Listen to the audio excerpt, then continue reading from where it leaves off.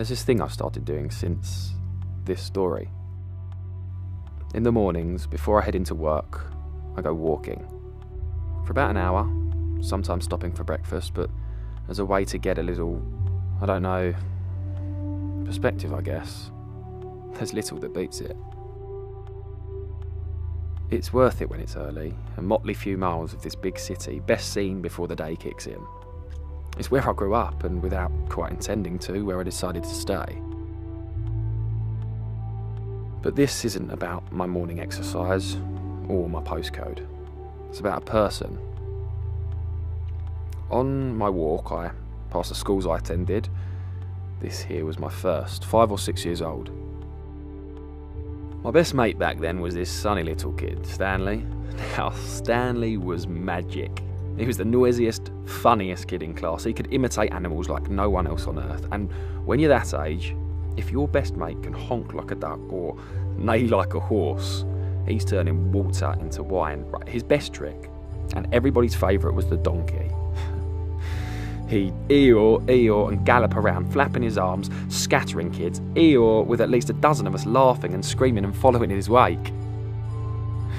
Genius. We went to different primary schools. Maybe his parents moved away or something, I don't know, it's not important. I had it good growing up. My parents did okay, I made new friends easily, and before I knew it, I was a teenager. First year at this big high school. I'd been here for a couple of weeks when I realised that this quiet kid in one of the other classes was Stanley. He was an awkward boy now, shy, and along with the fat kids was a butt of some mild teasing. I chose not to make myself known. After a while, we were told that Stanley wasn't to be bullied, as he was challenged.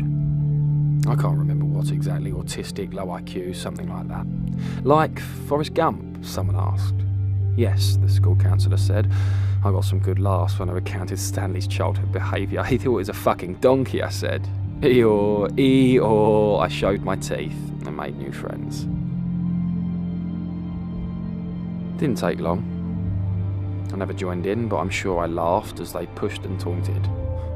Hey, donkey.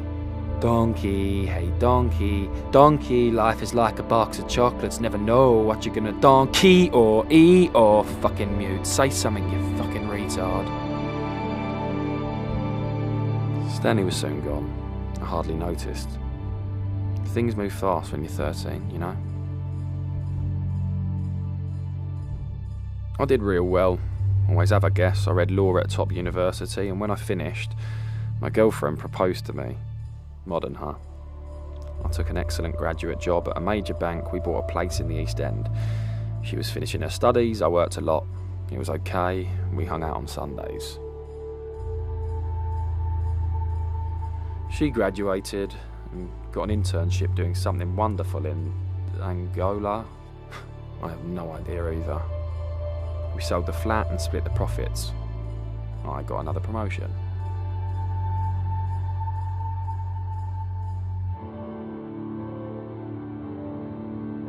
I was out drinking when I saw him, part of a roadwork crew. I recognised him immediately. I'm good with faces.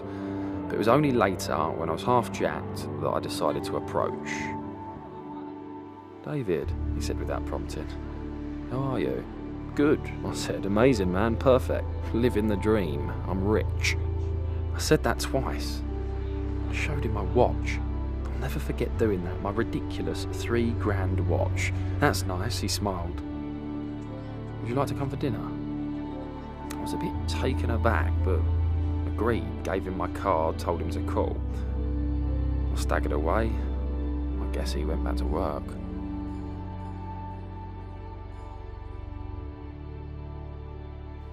I would have forgotten until a fortnight or so later I got a call. She said she was his wife, that Stanley wasn't much for phones, but would I like to come for dinner, being that I was an old friend and all.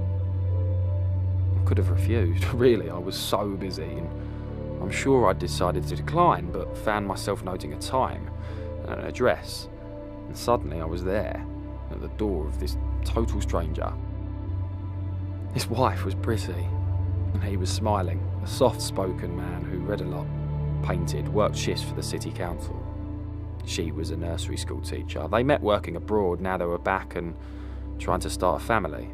I'm not successful like you, he said, as I made my excuses shortly after dinner. We're not rich, but you know, it's working out. It's been good seeing you, really. We should stay in touch. He didn't sound retarded at all. I bid them farewell, tell them I'll see them again, then turn away before it gets too awkward. Hey Dave, he says. I turn and he's grinning. Eeyore. I look at him. What else can I do? And start walking. Who's the donkey now?